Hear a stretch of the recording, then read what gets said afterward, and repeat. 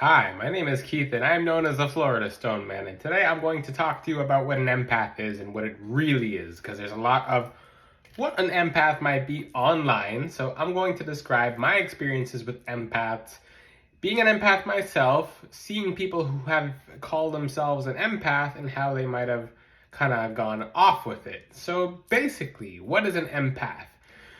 An empath is someone who can feel energy.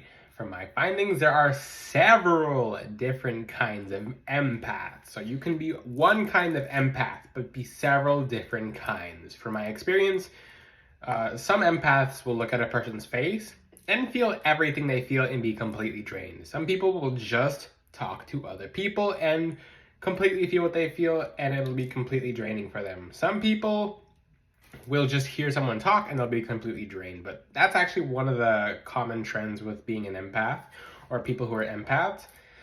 Basically, we are all just different images of each other. We're all just mirror images of each other, and we feel what other people feel.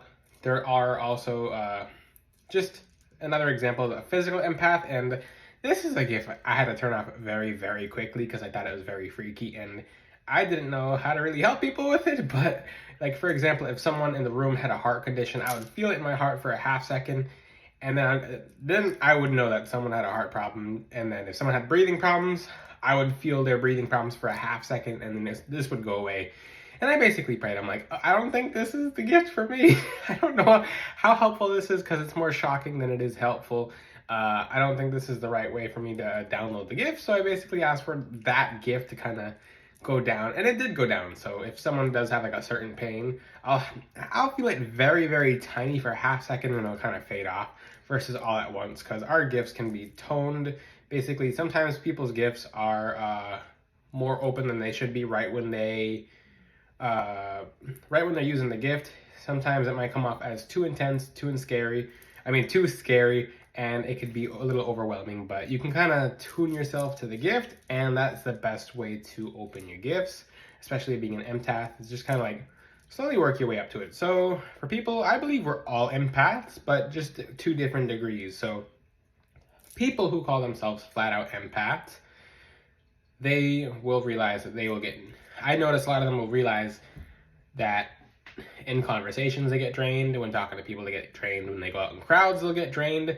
And the major thing to this is they're not setting boundaries. If you're an empath and you're getting drained all the time, wherever you go, whoever you talk to, you have to set boundaries. That's a requirement. Being an empath is what I like to call the first step. Being an empath states that you're open. Okay, that's the first step. I call being an empath the first step to your other spiritual gifts, to your spiritual awakening. Most people just stop there and then don't know what to do with it. People will get completely freaked out, bummed out, just not be able to completely live their life. But the second step in being an empath is setting boundaries, because people will tread on your energy. People will take your energy. People will take your energy for granted, and you'll feel completely ran over. So a few things you can do. As an empath, you can use the brick wall method. So basically, as you're talking to someone, pretend there's just bricks stacking up, like visualize bricks stacking up on top of each other in front of the person that you are talking to, and you'll notice the cords start to get cut off. More of your energy is focused on the brick wall going up, protecting your energy, versus leaning into that person's energy field, whatever they're going through. Another thing with empaths, I made a YouTube short about this. Don't like pull yourself towards people's energy. So basically, there's a lot of energy vampires out here. So people will say, oh, I've had a bad day. And then a lot of people who are empaths will say, oh, what's wrong? And then that's how you get it's like the elephant's trunk in the water and the alligator biting it. It's like, okay, you just shouldn't have put your trunk in that water. But then people will get completely drained. In the next few days, they're like, can't even get out of bed. They're like, oh no, I have no energy. And that person just sucks energy from other people without even trying to. And then it's just a big mess. So basically, as an empath, you have to set boundaries. You have to, and one thing in being an empath, recognize when your energy is being pulled.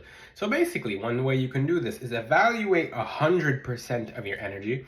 Say if you're just sitting at home, you're sitting alone, just feel your energy. Just know how your own energy feels. When you talk to someone in public, check your energy. Remember how you were sitting at home and how you felt when you were at home?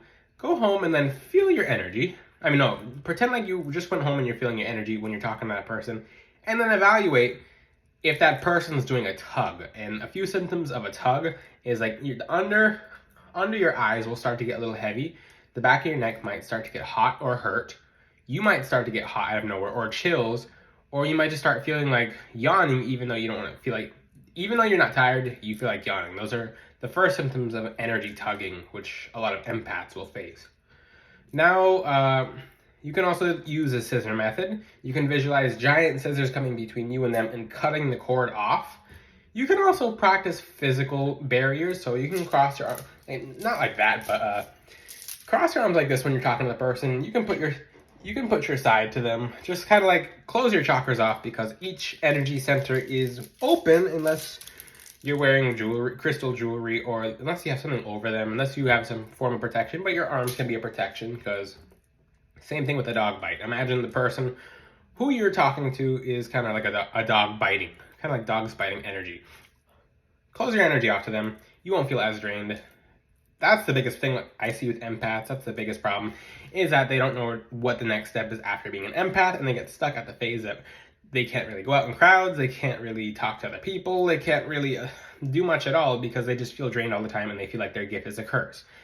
It's not a curse, it's just that you haven't set the boundaries, you haven't learned certain exercises, you haven't learned certain ways to protect your energy, because the Creator would have not given us these beautiful gifts if we were not meant to help other people with it, not meant to master them, and not meant to become the highest version of ourselves. So once you learn boundaries, the next step of being an empath is opening your natural gifts. Some people have gifts of the lower chakras. Some people have gifts of the higher chakras. Some people are more astrally in tune. Some people are more connected to the physical world and can do different things of the physical world. There's also gifts of the higher chakras and lower chakras, but that's a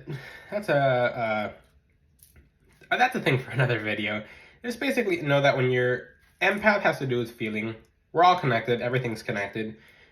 But once you're open, for example, once people who've now discovered that they're empaths, one thing they can do to practice is work with crystals, work with herbs and roots and just natural energies, work with sounds. If you're an empath, one thing you can do to keep yourself productive and cleansed is work with crystals, sounds, herbs, everything that is natural. Stay away from anything that's artificial. One thing you can do as an empath too is you can use energy reading. So basically read out the energy of the people that are around you, the clothes that are around you, your environment. You can use your energy now that you're an empath. It means you're open. It means you have new abilities and new ways to feel energy, and you can use that to your advantage. You can use it to protect yourself. You can use it to scan your environment. Even if you're in a room, just kind of like imagine that you're not in the room, you are the room, and feel what's wrong with the room. You might see like in a corner, this feels kind of like congested and clogged. Then you realize there's a mess in that corner. That corner has stagnant energy. It hasn't been cleansed in a long time, and then you can clean it like that. So basically this video is about what an empath truly is. It's basically the first step. I call being an empath a first step. We're all supposed to be empaths, people who don't feel anything for other people at all. The complete opposite of an empath. Some might say sociopath. Some people have different names. But those people, a lot of people will completely close themselves to feelings off in general, which creates internal blockages in their own chakras, in their own energy fields, making them very energetically stuck, and they don't know what's wrong, and it's because they haven't learned to feel, they haven't learned to connect with others, they haven't learned to connect with themselves. So an empath is all about connecting with ourselves to connect to others. Basically, like I said, we're all mirror images of each other. Being an empath is the first step. So the next step, setting boundaries. Once you know that your boundaries are secure, and you can set boundaries with your energy, with crystals, roots, herbs, sounds, like I'll make a video on how you can control energy around you with sounds and certain things you can do as well. Like, I'll teach about that too, especially if you wear a lot of crystal jewelry. Your crystals can act like a rattle. So if you want to rattle someone's energy off of you, kind of like a rattlesnake, you'll shake the crystal jewelry, and the other person who is trying to tread on your energy they'll back off. It happens every single time. But if you have any questions, let me know. The third step I'll talk about in another video is opening your gifts. So that's an exciting part. So once you're an empath, that's the first step. If you have any questions, ask them in the comments. Until then, have a good night, everyone. Ciao.